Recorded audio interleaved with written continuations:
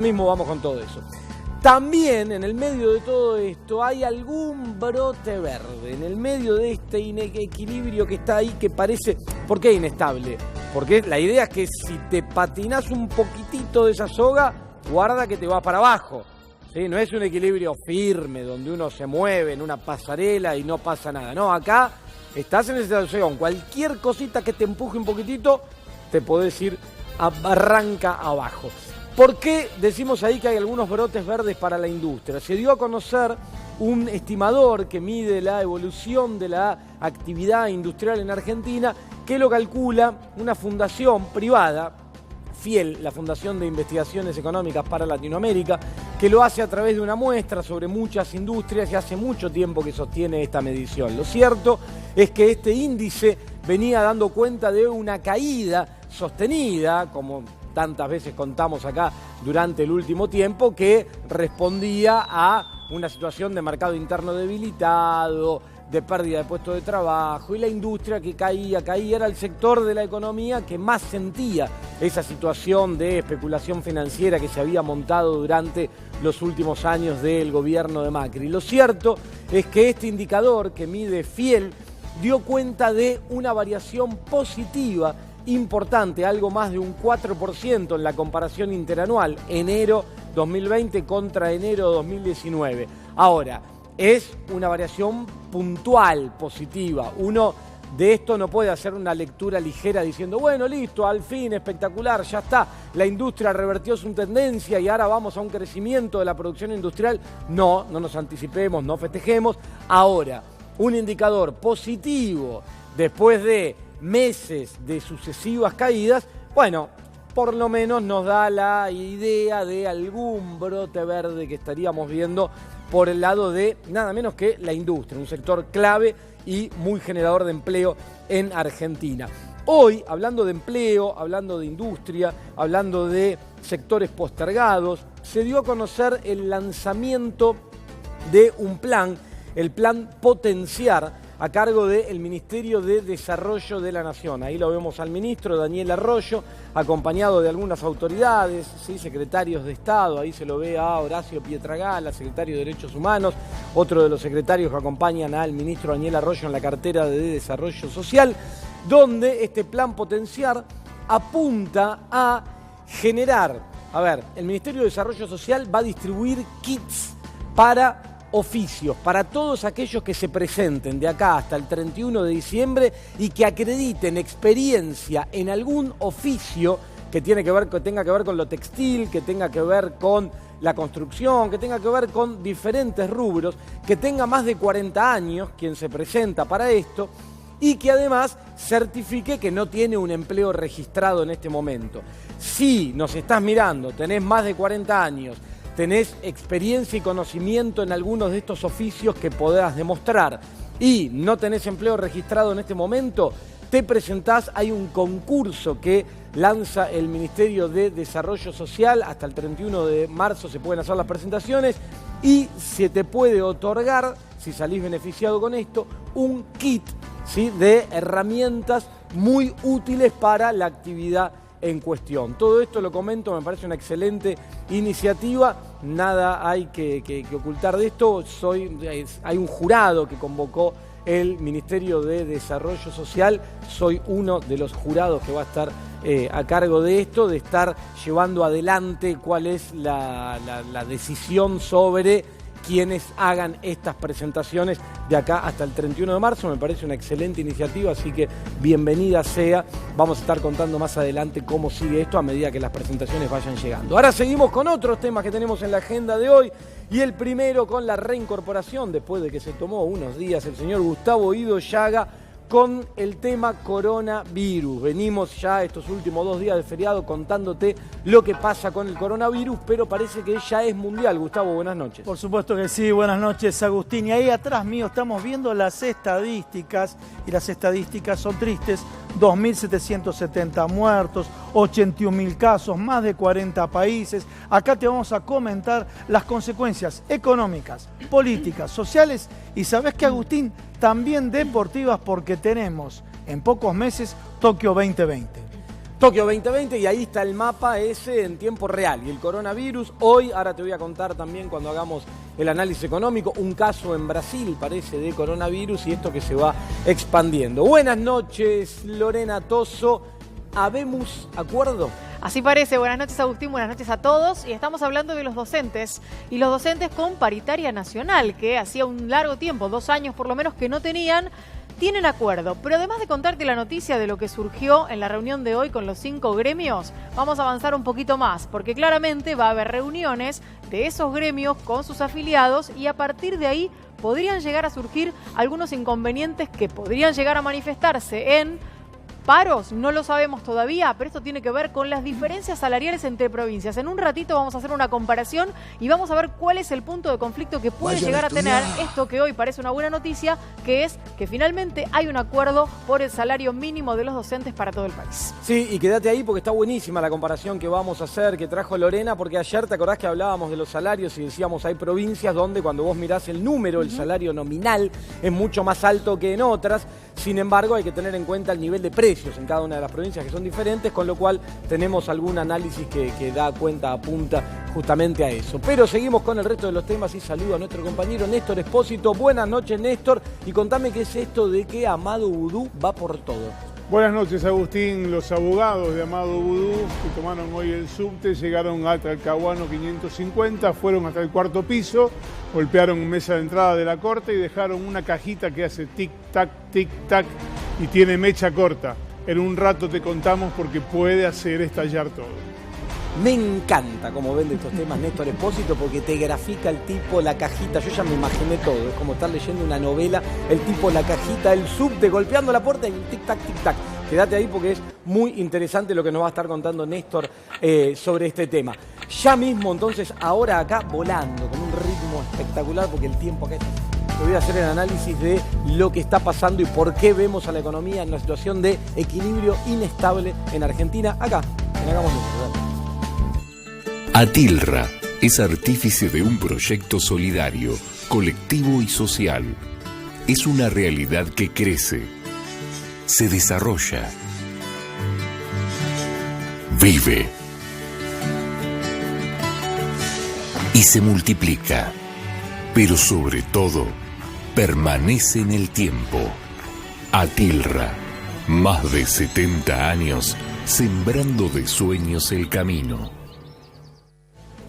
Bueno, vamos, seguimos acá en Hagamos Número y con mucho ritmo te voy a explicar qué es esto del equilibrio inestable. Ahí lo tenés de nuevo, Alberto, en esa soga ahí con la vara, la vara se dice, sí, supongo que sí, tratando de mantener el equilibrio porque esta inestabilidad hace que si te patinas un poquitito, te vas al barranco ahí, recién veías la imagen, barranca abajo y agárrate porque la situación se puede complejizar y mucho. Avancemos con esto para explicar de qué se trata esta situación de equilibrio inestable. Primero, el campo está en alerta. Hoy hubo una medida que da cuenta de que esto que ya te adelantábamos acá ayer, anteayer, que tiene que ver con la posibilidad de aumentar 3 puntos porcentuales las retenciones a las exportaciones de soja y sus derivados, de 30%, que es actualmente, a 33%, que es el límite que quedó establecido en la ley de solidaridad cuando se aprobó a principio de año, solidaridad y reactivación productiva se llamaba. Bueno, hoy el gobierno tomó una decisión que confirma que va en ese camino. La decisión fue suspender el registro de exportaciones agrícolas a partir de las 0 horas del día de hoy. O sea, ya cuando te enteraste no podías hacer más nada. Suspender el registro, ¿qué quiere decir? Que no podías liquidar, declarar exportaciones, ¿sí?, a partir de las 0 horas de hoy. ¿Sí? ¿Para qué? Para que ya sectores exportadores, previendo que va a haber un aumento en la retención, no se apuren y empiecen a declarar exportaciones para pagar la alícuota del 30% y no la del 33%. Con lo cual, esta decisión que se toma formalmente en el día de hoy no hace más que confirmar lo que te veníamos contando. Se viene el aumento de retenciones a la soja en 3 puntos. Eso es lo que te explicamos acá. Sería sobre la soja y sobre derivados. Cuando hablamos de derivados hablamos de aceites y harina de soja. El aumento de estos 3 puntos porcentuales. ¿Qué es lo que se espera con esto? Con este aumento de los derechos de exportación, que haya una recaudación extra de entre 400 y 500 millones de dólares. Depende del cálculo que haga, las proyecciones de producción, de soja y de exportaciones, más o menos estás entre 400 y 500 millones de dólares de recaudación extra por estos 3 puntos porcentuales adicionales sobre las exportaciones.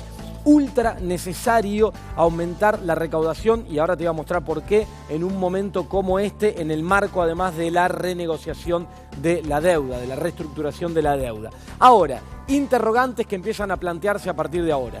Claro está lo que va a realizarse sobre la soja del aumento de 3 puntos. Ahora, sobre el trigo y el maíz, ¿qué pasa? Hoy la retención sobre trigo y maíz es de 12%. ¿Seguirán 12%? Hay especulaciones que dicen que sí, que seguirían el 12%. Todo esto probablemente sea anunciado en la apertura de las sesiones ordinarias cuando dé su discurso el presidente de la Nación el día domingo, el 1 de marzo. Ahora, ¿seguirán en 12%? Hay algunas especulaciones que dicen se podría estar anunciando un recorte en estas retenciones sobre maíz y sobre trigo y maíz para tratar de estimular la producción de estos cultivos. Bueno, veremos. Por ahora pareciera que queda ahí. Sigamos adelante, entonces, rapidito. Tenemos la carne. ¿Qué va a pasar con la carne vacuna? ¿Seguirá en 9% donde está hoy? Bueno, pareciera que sí. Y sobre las economías regionales, en el caso de las economías regionales, la ley establece un tope, una ley de emergencia económica que rige en la Argentina, establece un tope del 5%. Más de ahí no podría establecerse retenciones sobre las exportaciones de productos primarios. Bueno, pero sigamos adelante. Mirá, el coronavirus, que también en todo esto mete la cola, y como te decíamos ayer, las exportaciones de carne en el mes de enero cayeron un 30%, empieza a sentirse el impacto económico en la Argentina. Hoy llegó fuerte sobre Brasil, sobre el mercado financiero en Brasil. Parece que apareció un caso de coronavirus, esto se expande mundialmente, el alerta llega al mercado financiero, espera que la economía vaya a resentirse, hace su jugada. Hoy el índice Bovespa había caído en un momento 7 puntos porcentuales, terminó cayendo más de 5 puntos porcentuales y el real, ¿sí?, la moneda de Brasil, el real, llegó a niveles de mínimo histórico. ¿Por qué marcó esto? Porque cuidado, acá tenemos el dólar quieto, el dólar estable, producto del cepo, las restricciones, etc. Ahora, si sigue en esta tendencia de devaluación el real en Brasil, nuestro principal socio comercial, cuidado que acá en Argentina algo va a haber que hacer para que el valor del dólar acompañe a lo que está pasando en Brasil, si no se generarían algunos problemas a nivel de intercambio comercial entre estas dos economías, lo cual perjudicaría el resultado que ayer te contábamos que en enero dio cuenta de algo más de 1.000 millones de dólares positivo y sería interesante intentar sostenerlo para demostrar que la Argentina genera dólares para poder, entre otras cosas, pagar la deuda que necesita pagar. Pero sigamos adelante rápidamente y miremos esto. Yo recién te hablaba de resultados, de números rojos.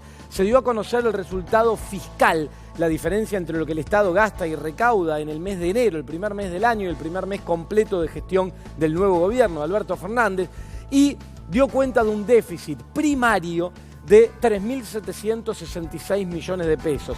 ¿Por qué marco primario? Porque este es el que miran los inversores, el Fondo Monetario, el que quieren que sea positivo. La diferencia entre lo que el Estado gasta y recauda. En este caso terminó siendo negativa.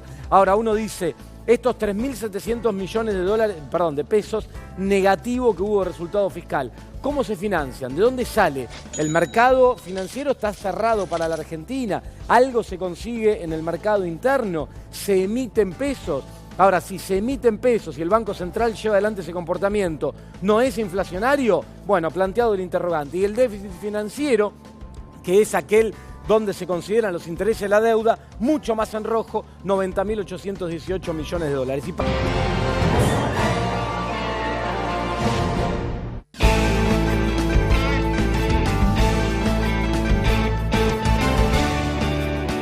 Cuando la salud está en peligro, el único remedio es la justicia. Si en las provincias se derogan las leyes sanitarias, las farmacias de barrio pueden desaparecer. Decile no al monopolio. Es un mensaje de la Confederación Farmacéutica Argentina, a favor de la ley, a favor de la salud. Bueno, seguimos acá en Hagamos Números y ahora te voy a terminar de contar todo esto que te estaba contando, pero primero, Gustavo, contame un poco más acerca de esto del coronavirus, porque están pasando cosas rarísimas vinculadas al coronavirus. A ver. Totalmente, Agustín. A ver, uno de los abordajes es el que vos planteás siempre, el tema económico. Comenzamos con el económico, yo sé que después vas a desarrollar lo que está ocurriendo en los mercados, pero vos fíjate desde el punto de vista económico, desde el punto de vista de la producción, desde el punto de vista comercial, ¿qué es lo que está pasando con las principales marcas? A ver, lo tenemos ahí, Samsung.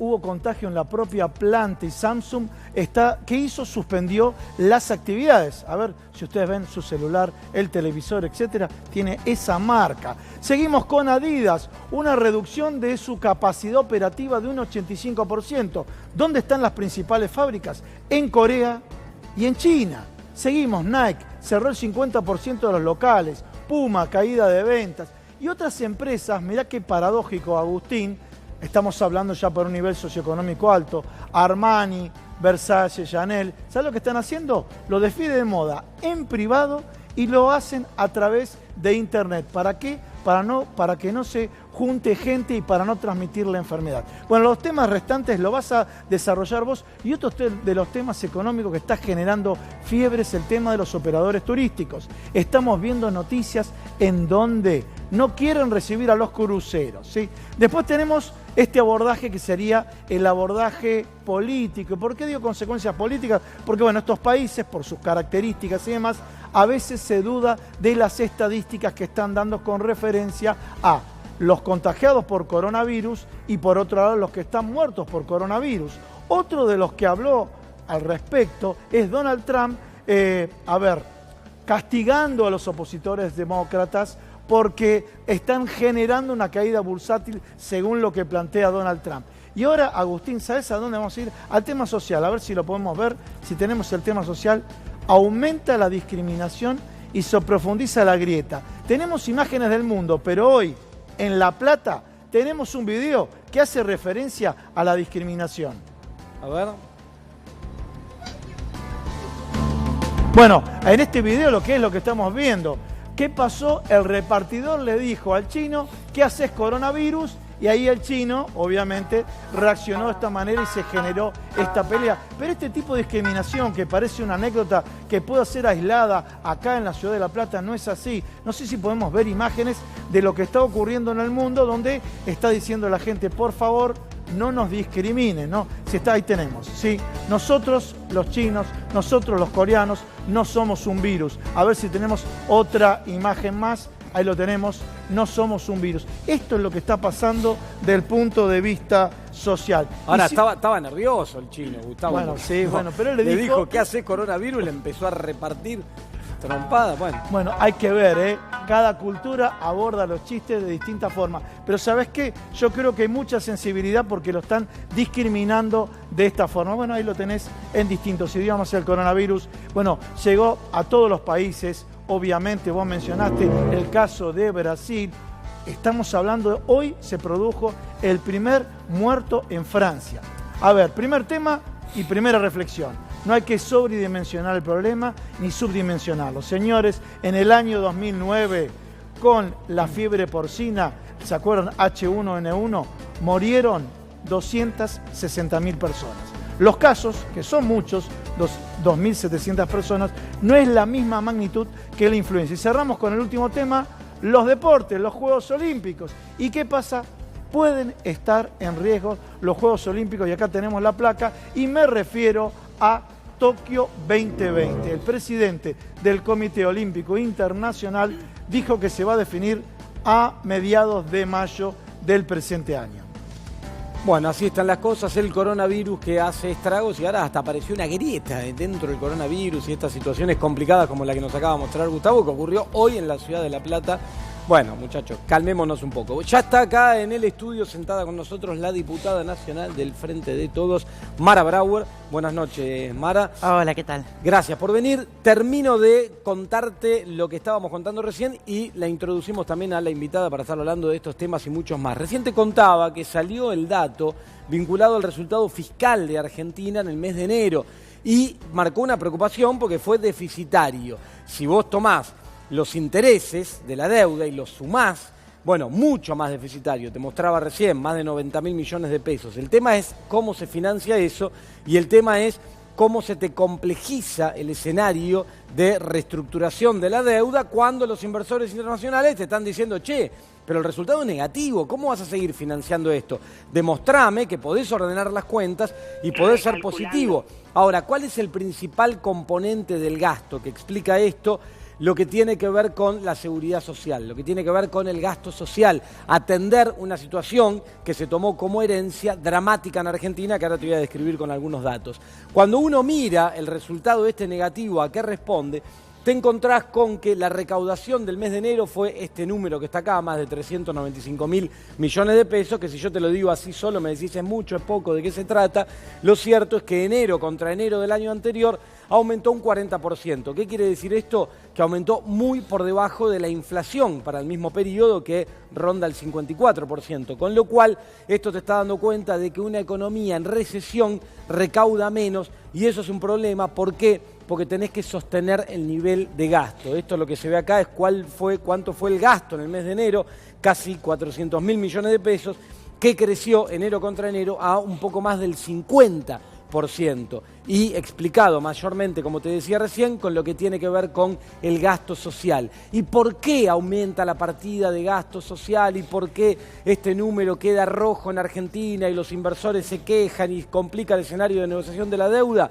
Bueno, entre otras cosas, por estos resultados que dio a conocer en las últimas horas la UCA, la Universidad Católica Argentina, vinculada con la pobreza que se tomó como herencia del gobierno de Mauricio Macri. El dato da cuenta para el cierre del año 2019 de una medición de pobreza multidimensional, que ya te explico de qué se trata, que pasó en el año 2019 de 31,4 a 37,5. Esto quiere decir que hay 16 millones de argentinos con privaciones importantes. ¿Qué es esto de la pobreza multidimensional? Mirá, pasemos a la siguiente.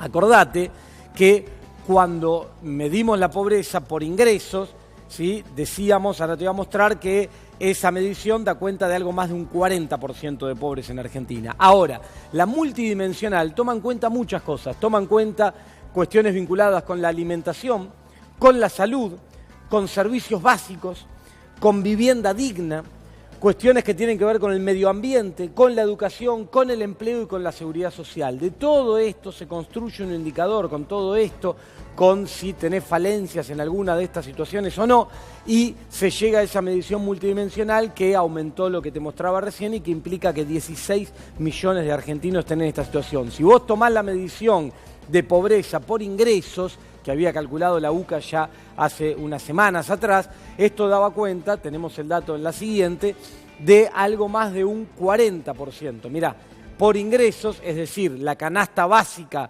para poder determinar que desde ese consumo para arriba no sos pobre y para abajo sí lo sos, cruzada con los ingresos, daba cuenta de un 40,8%, casi un 41% de la población en Argentina está en una situación de pobreza medida por ingresos y de casi 38% en este enfoque multidimensional que aumentó muchísimo el último año. Esta situación dramática que se tomó como herencia es lo que explica la necesidad de sostener el gasto social. Esta situación de recesión es lo que explica que la recaudación no crezca al mismo ritmo. Esto es lo que te lleva a un resultado negativo en las cuentas fiscales en el mes de enero, y esto es lo que alerta a los inversores extranjeros, internacionales, al Fondo Monetario Internacional, y te dicen, bueno, pero vos tenés que reestructurar la deuda, acomodame los números. ¿Y cómo acomodo los números? ¿Recorto? ¿Ajusto? ¿Sigo con la lógica del ajuste? ¿Y cómo se reactiva la economía? ¿Y qué pasa con todos estos argentinos que están en esta situación?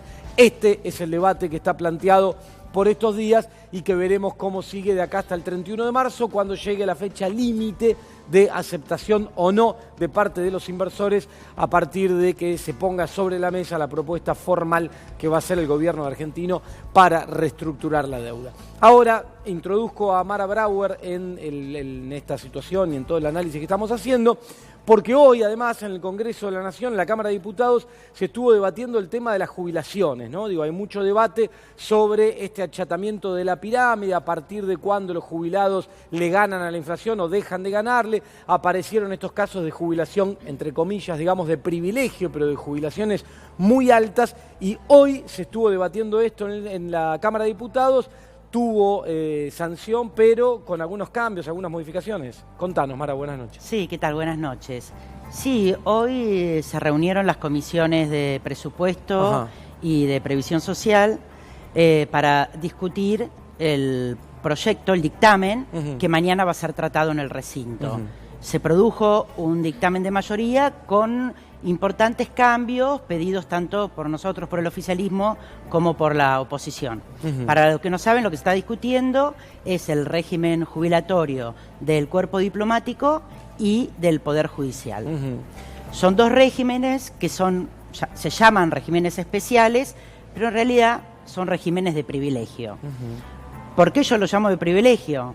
Vos hiciste bien decir entre comillas, porque si un jubilado del cuerpo diplomático cobra 45 veces más que un jubilado de la jubilación ordinaria, cuya jubilación mínima es 396.000 pesos y su jubilación máxima es 616.000 pesos, cuando en el régimen ordinario estamos hablando de una mínima de 14.068 y una máxima de 103.000, claramente es un régimen de privilegio. Sí, claro. Repito, 396.000 es el promedio de la jubilación inicial de un diplomático, 298.000 de un miembro del Poder Judicial, y el Poder Judicial tiene una máxima, jubilaciones algunas de 770.000 pesos. Y Mara, ¿cuál fue la postura de la oposición? ¿Acompañó este dictamen en el día de hoy y mañana va a estar de acuerdo con esto? El dictamen es el dictamen de la mayoría. La oposición, cuando nosotros discutimos la ley de solidaridad social, exigió correctamente que se traten estos dos regímenes especiales. Ahora que lo estamos tratando, propusieron modificaciones, eso mayoritariamente fue aceptado, pero por supuesto, como en la máquina de impedir y de desentenderse del problema que generaron, porque estamos discutiendo estas cosas, primero porque son injustas, pero por otro lado por esta situación que vos bien en el informe planteabas, con estos niveles de pobreza y de precariedad y de hambre que estamos viviendo en Argentina. Los puntos que se modificaron son importantes. Por un lado, y esto lo pedimos todos los bloques, es que no se modifique, en el caso del Poder Judicial, la edad jubilatoria de las mujeres. El régimen común es 60 para las mujeres, 65 para los varones. En el caso del Poder Judicial, actualmente es 60 para ambos sexos. La ley proponía aumentar a 65% los dos, perdón, a 65 años los dos. Sí. Se mantiene 60 para las mujeres, 65 para los varones. Después, bueno...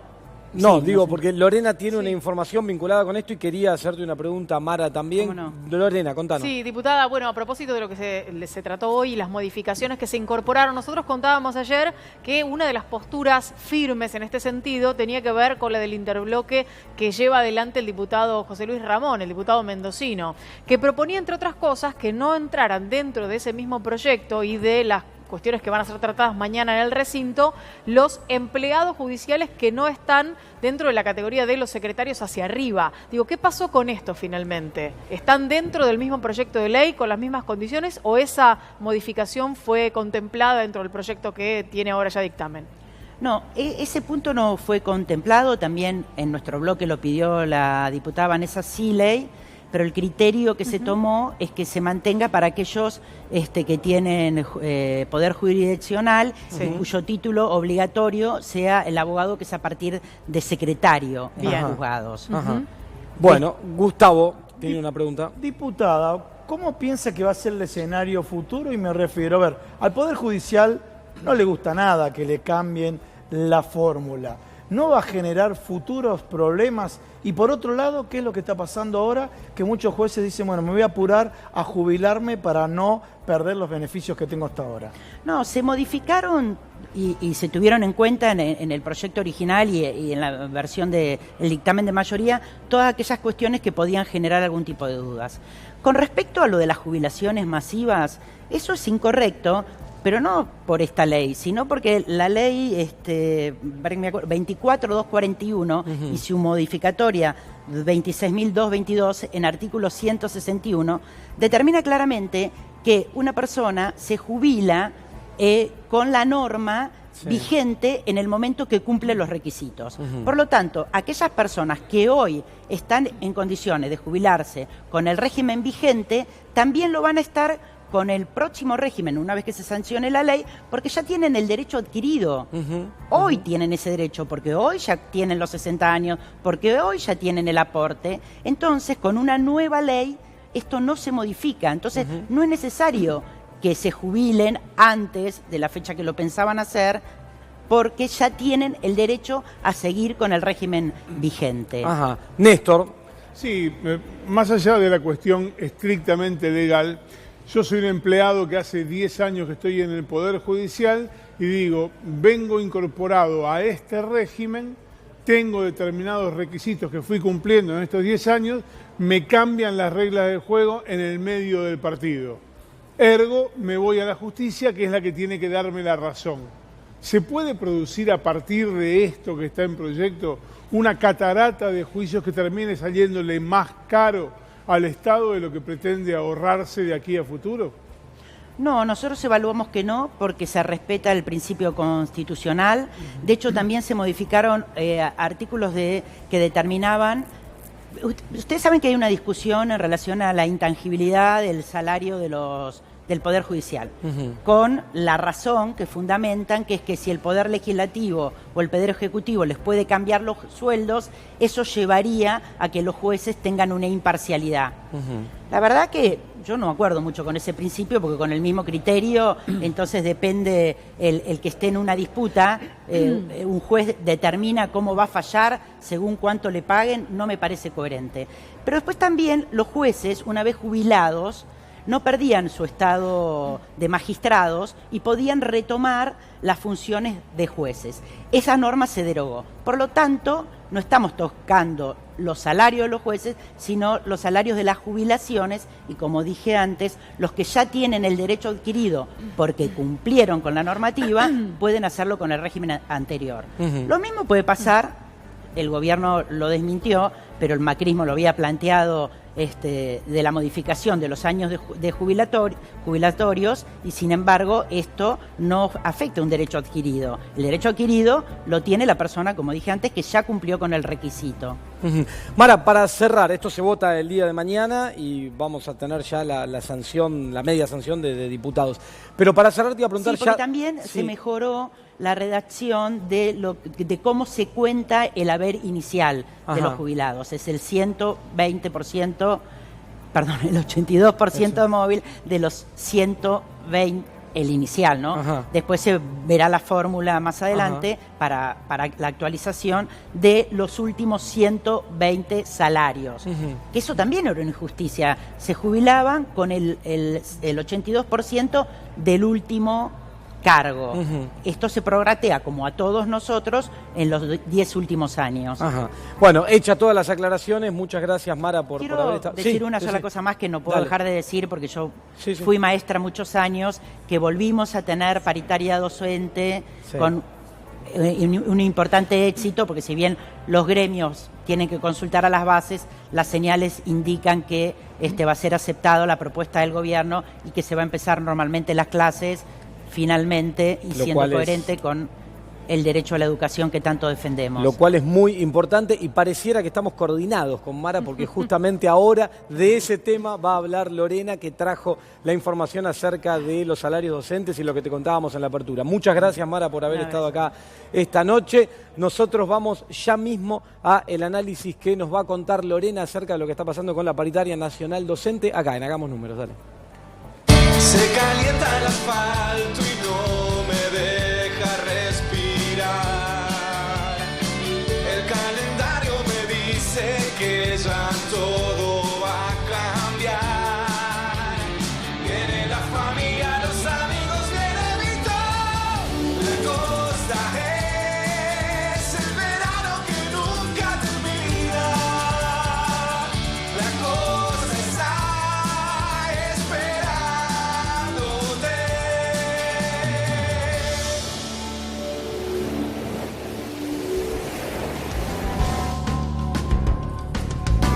Vamos a hablar de la paritaria docente nacional y habemos acuerdo. ¿Podemos contarlo así? Sí, es nuestro título. Mirá, este es el acuerdo. Acá está el ministro Nicolás Trota, que fue el gran hacedor de alguna manera de que este acuerdo se llevara adelante con los 5 gremios nacionales. Mirá qué linda la fanfarria para presentar esto, qué cosa más linda. El aleluya, además. 23.000 pesos de salario inicial en este salario inicial para todo el país, para toda la República Argentina desde el mes de marzo. Y atención, porque ya se acordó en esta segunda reunión, la reunión en la que se pusieron los números, 25.000 pesos de salario inicial a partir del mes de julio. En el medio de esto habrá una serie de pagos fijos no remunerativos de 1.210, son 4, mes tras mes hasta llegar al mes de julio para luego sí empezar a cobrar los 25.000 pesos de salario inicial. Esto es lo macro, esto es lo que hoy se acordó con los 5 gremios docentes. Pero claro, tienen que llevarlo a las bases. Cada uno de los gremios irá a sus bases, consultará y a partir de allí empezará la negociación provincia por provincia. Desde CETERA, que es el gremio mayoritario en toda la República Argentina, lo que se dijo es: atención, porque lo que puede llegar a generar algún tipo de problema, más allá de este acuerdo inicial, aunque faltaron algunos puntos que ellos estaban pidiendo, tiene que ver con las diferencias que hay entre provincias. Claro, ayer, Lorena, te interrumpo Sí. porque yo me quedé con las ganas ayer de que nos mostrabas cuánto es el salario docente en las diferentes provincias. Me acuerdo, Así por es. ejemplo, la más alta, Neuquén, si no me equivoco. Mira, vamos a mirar el mapa. 38 lucas, ¿Querés del que lo norte veamos al 23. mapa? Veamos el mapa. Dale, vemos el mapa. Pero hagamos el cruce de Sí. cuánto es el poder adquisitivo de esos salarios en las diferentes regiones. porque Lo no es vamos el a mismo. hacer con 2 provincias en particular y te voy a contar un par de detalles que tienen que ver con algunas muy interesantes, A por ver, cierto. dale. Mira, esta es la canasta básica comparada. Ahora vamos a ver el mapa a pleno, pero lo que buscamos fue datos de diciembre de 2019 y nos fuimos a 2 provincias, a la provincia de Formosa y a la provincia de Córdoba. Y ahora te voy a contar en un ratito por qué no nos fuimos a las más caras o las que tienen el salario inicial mayoritario más alto. La provincia de Formosa, que tiene un salario inicial docente hoy, antes de la discusión paritaria nacional, de 16.500 pesos, hay que llegar a los 23 acordados en Nación, tiene una canasta básica a diciembre de 2019 en 38.960. Mirá lo lejos que está un docente inicial con 4 horas, es decir, con un cargo simple, cuando empieza a trabajar de la canasta. Muy lejos está. Necesita más de 2 salarios para poder completar esa canasta. Y nos fuimos a la provincia de Córdoba. La provincia de Córdoba tiene un salario inicial docente bastante más alto que el de la provincia de Formosa, está entre los más altos, de 31.743 pesos. Es decir que probablemente la discusión salarial para la provincia de Córdoba no sea un problema a la hora de esto que se acordó en términos de la paritaria nacional, con una canasta básica ubicada en 35.547 pesos. La básica nacional, que es la del INDEC, la última, para no ser pobre, 40.373 para una familia tipo. Papá, mamá, mamá, papá, 2 niños, ¿sí? 4 personas, 2 adultos, 2 menores. Ahora, un pequeño detalle que no es un dato menor. Quisimos buscar los datos de canasta para poder hacer la comparativa de las provincias que tienen el salario inicial mayor. La provincia de Neuquén mide cada 6 meses. Era muy difícil poder hacer un trabajo de llevar la última medición, que es de mediados del año pasado, a la realidad de hoy. Muy complicado, sobre todo teniendo en cuenta lo que fue el último semestre de 2019. ¿Y sabés qué nos pasó? Quisimos hacer Chubut, que es la que tiene 38.000 de salario inicial. No hay números. No hay números, no hay medición de canasta básica y además nos encontramos con una sorpresa, no grata por cierto. Están prácticamente todas las páginas oficiales que tienen que ver con estadísticas de la provincia caídas. Caídas las páginas oficiales, no hay datos. Bueno, lo cierto es que está bueno esto para entender cuál es la realidad en cada una de las provincias, independientemente Sí, del número, de que te pero además parezca digo, alto o no te parezca. ¿Qué va a pasar cuando tengan que discutir los 16.500 hasta los 23 la gente de la provincia de Formosa? ¿Cómo van a hacer para llegar hasta ahí, no? Sí, claro. Habrá Bueno, que ahí ver. están los interrogantes y vamos a ir viendo. Por eso aparecen situaciones conflictivas dentro de esta paritaria nacional. Néstor, contame esto que me tiene intrigado en esta imagen novelesca que me hiciste del paquete tic-tac, el subte, el tipo que va, golpea la puerta y vudú que va por todo. Mira, en el marco de la discusión sobre presos políticos, detenciones arbitrarias, lawfare y demás, los abogados Graciana Peñafort y Alejandro Rúa, que son los abogados de Amado Vudú, fueron hoy a la Corte Suprema a decirle: hey, Corte, usted tiene que resolver si la condena contra Vudú por la causa Chicones queda firme o no, le pido que me lo resuelva rápido. Pero para resolverme eso, previamente tiene que tomar en cuenta estas cosas que vamos a ver en la pantalla. Cuando decimos que Vudú va por todo es porque sus abogados pidieron que se tengan presentes los nuevos hechos. ¿Cuáles nuevos hechos? Alejandro Van den Broek y su hotelito, posada, perdón. Ese pago de 1,5 millones de pesos al arrepentido, cuyo relato facilitó, precipitó la condena contra Amado Vudú. Esto le pidieron los abogados y además le pidieron, vemos la placa siguiente, le dijeron que se haga pronto lugar al recurso de queja de la defensa. Esto es un pronto despacho. Corte, resolveme rápido. Y además le pidieron, en ese mismo marco, que se revoque lo decidido y se ordene un nuevo juicio. ¿Sabés qué significa esto?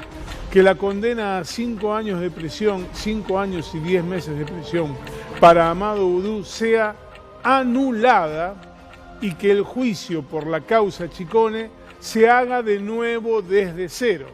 Si esto ocurriera, si la Corte hiciera lugar, Amado Vudú debería afrontar el juicio en libertad. Significaría que Amado Vudú, que ya está cumpliendo una condena, automáticamente debería quedar libre y todo el proceso debería regresar a cero. Esta es la bomba de tiempo que hoy a la mañana los abogados de Amado Vudú dejaron en el 4º piso del Palacio de Tribunales diciéndole a la Corte, mirá, tenés un caso grave de lo que nosotros llamamos lawfare. Además, te lo estamos documentando porque hay documentación, valga la redundancia, que prueba que uno de los testigos de cargo cobró 1,5 millones de pesos después de haber testimoniado para que Vudú esté preso. Esto, invocan a juristas, no vale. Y si esto no vale, el juicio es nulo. Vuelva todo para atrás. Es el primer caso de lawfare que llega a las manos de la Corte y es una brasa caliente.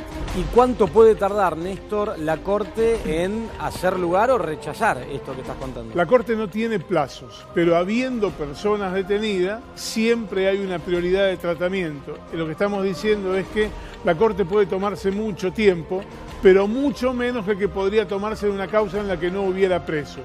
Tengo para mí que la discusión que está dando vueltas ahora sobre jubilaciones, reforma previsional, reforma judicial y demás, se mete de lleno en el corazón de esta historia. La Corte podría decir, hay un tribunal que condenó, otro que confirmó, listo, yo no me meto en esto, quede firme y a otra cosa, pero tratándose de un ex vicepresidente, de una causa denunciada por lawfare y la gravedad institucional, es muy probable que los jueces decidan revisar todos los papeles.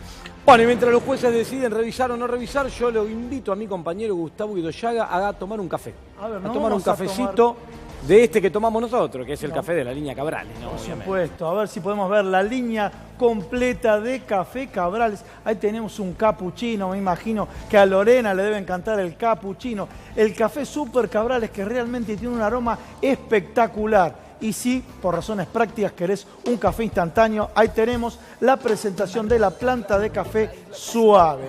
Y este café, el tradicional, el torrado de Café Cabrales, que es la planta. Y a la nochecita, cuando volvés